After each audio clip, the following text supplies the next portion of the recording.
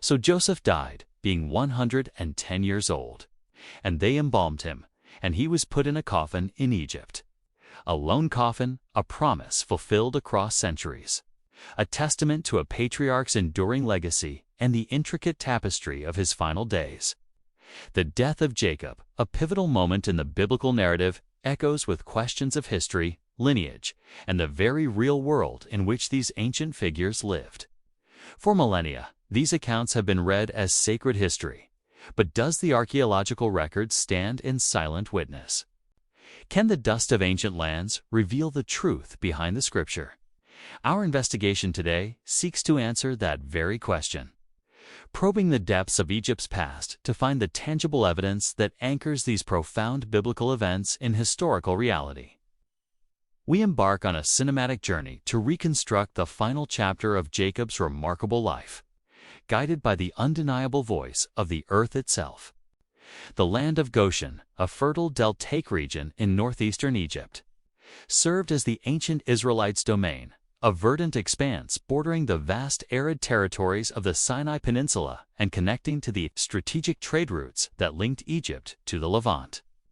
This fertile crescent, where the Nile River's bounty met the sands of the desert, became the stage for a profound intertwining of Egyptian and Semitic cultures. The very heart of the biblical sojourn, now archaeologically identified with the sprawling ruins of Tel el-Daba. This region, situated on the eastern Nile Delta, represents a critical nexus of ancient migration and settlement, its layers of occupation whispering tales of empires and peoples. A vital gateway that witnessed the Israelites rise from a nomadic family to a substantial population.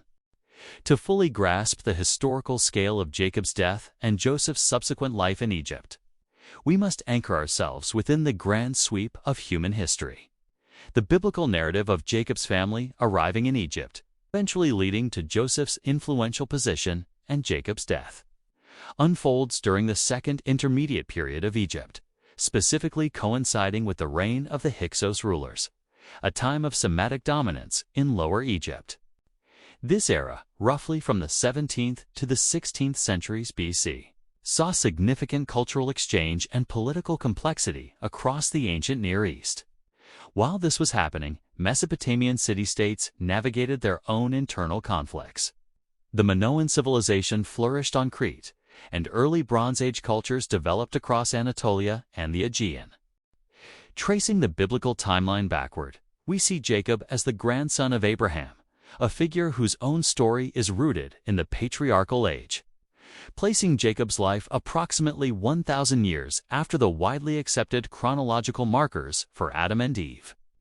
Jacob's life and subsequent death, occurring nearly 400 years before the Exodus, are thus situated firmly within this expansive historical continuum, a continuum that stretches forward through the Judges, the united monarchy of Israel, the divided kingdoms, the Babylonian exile, and ultimately culminates in the arrival of Jesus Christ, a lineage that underscores the deep roots of this ancient people and the enduring narrative of their covenantal journey through time. After a famine gripped the land of Canaan, Jacob, now an old man, received life-altering news. His beloved son Joseph, whom he believed lost to a wild beast years prior, was alive and ruling as second in command over all of Egypt. With renewed hope and a divine promise of protection, Jacob gathered his vast household, his sons and their families, and embarked on the epic journey south. They traveled across the parched lands of the Negev, a region of sparse vegetation and ancient caravan routes towards the fertile delta of the Nile, a land promised to them as a dwelling place. Upon their arrival, Jacob and his descendants were settled in the region of Goshen, a fertile area suitable for their flocks and herds, a place where they could flourish and grow, establishing their own distinct community within the powerful Egyptian empire. The elderly patriarch, Jacob, lived his final years in this adopted land, surrounded by his numerous descendants, a testament to God's faithfulness and the unfolding of his redemptive plan. Tel el-Daba, ancient Avaris. The sands of Egypt hold secrets. Buried beneath millennia of dust lie the foundations of cities that once pulsed with life, centers of power and culture that shaped the ancient world. Tel El Daba, situated in the fertile northeastern Nile Delta, is one such monumental site. This vast archaeological complex, covering over 100 acres, revealed itself to be none other than the ancient city of Avaris, the legendary capital of the Hyksos rulers. The significance of Avaris cannot be overstated. It was a cosmopolitan metropolis, a crossroads of cultures where Egyptians, Canaanites, and other Semitic peoples converged, creating a unique blend of architectural styles and artistic traditions that speak volumes about the historical context of the biblical narrative. Excavations here have unearthed extensive residential areas, palaces, temples, and importantly, a significant number of administrative buildings, revealing the intricate workings of a society that embraced foreign elements, particularly during the Second Intermediate Period. The presence of a large Semitic population in the Nile Delta during this era is a crucial piece of corroborating evidence for the UCL's biblical account of Jacob's family settling in Goshen. Archaeological findings at Tel El Daba showcase architectural styles and burial customs that bear a striking resemblance to those found in Canaan, indicating a substantial migration and settlement of people from the Levant. Scholars argue that the sheer scale of these settlements, particularly the districts associated with Canaanite inhabitants, aligns remarkably well with the biblical description of the Israelites being given a specific territory to live in. A detailed mention of their distinct habitation within the Egyptian landscape, the sophisticated urban planning, the distinct pottery styles identified as Canaanite in origin, and the presence of administrative seals all point to a well-established foreign presence, a community that maintained strong ties to their homeland while integrating into the Egyptian political and economic system. The ongoing discoveries continue to refine our understanding of the dynamic interactions between Egyptians and Canaanites in the Delta, providing a tangible backdrop against which the biblical narrative of Joseph and his family unfolds. Wait, the evidence goes deeper. It is within the very structures and artifacts of Avaris that we begin to see the fingerprints of a society that could have hosted and sustained the biblical patriarchs. As Jacob's life drew to a close in the land of Goshen, his final days were marked by profound spiritual encounters and paternal blessings. He summoned Joseph, not to mourn, but to secure a promise, to ensure that his bones, along with those of his fathers Abraham and Isaac, would be returned to the ancestral burial ground in Canaan. He looked upon Joseph's sons, Ephraim and Manasseh, and adopted them as his own, bestowing upon them the birthright blessings traditionally reserved for his own sons. This act, seemingly unconventional, underscored the deep patriarchal traditions and the sacredness of lineage that characterized their culture. He then gathered his 12 sons, a council of future tribal leaders, and delivered prophetic blessings, words that would resonate through the generations, outlining the distinct destinies of each tribe that would form the nation of Israel. These were not mere deathbed wishes, but pronouncements infused with divine insight, setting the stage for the future of his descendants. Patriarchs Brooklyn, 35.1446 List of servants. The biblical account of Joseph's rise to power in Egypt paints a picture of an Israelite patriarch seamlessly integrated into Egyptian society, holding a position of immense authority. To find corroborating evidence, you must look beyond the grand narratives and examine the bureaucratic records of the time, the mundane documents that reveal the intricate social and economic structures of ancient Egypt. One such compelling piece of evidence is Papyrus Brooklyn, 35.1446. A remarkable artifact that provides a window into the administrative practices and personnel management of the Egyptian elite. This papyrus, a detailed list of servants and their assigned tasks, offers a snapshot of estate management, detailing individuals, their roles, and sometimes their origins, thereby providing context for the integration of foreign populations within Egyptian households and administration. While Papyrus Brooklyn 35.1446 does not explicitly name Joseph or Jacob, Its content offers crucial circumstantial support for the biblical narrative by illustrating the Egyptian system of employing and recording foreign laborers and officials within large estates and royal administration. The document lists over 90 servants, including gardeners, craftsmen, and household staff, some of whom are identified by Semitic names. The presence of these Semitic names on such a formal administrative document from the Second Intermediate Period. The very era scholars generally place the Hyksos rule, and thus Joseph's time in Egypt, suggests that individuals of Canaanite or Levantine origin were not only present but actively incorporated into the Egyptian economy and administrative framework.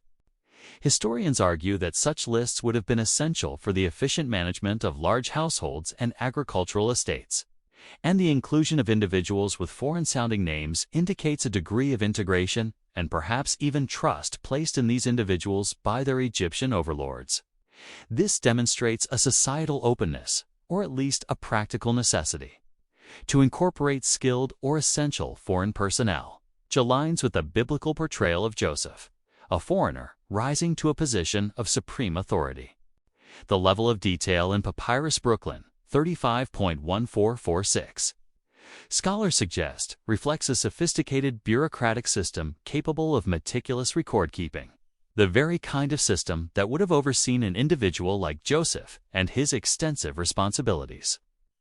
The patriarch Jacob's final breath was taken in Egypt, a land that had become his family's refuge.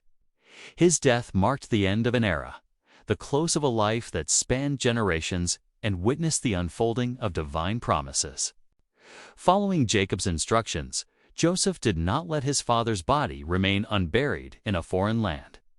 He enlisted the services of Egypt's most skilled embalmers, a practice reserved for the highest echelons of Egyptian society, a testament to Jacob's elevated status in the eyes of the Egyptians, or perhaps a reflection of Joseph's own immense influence.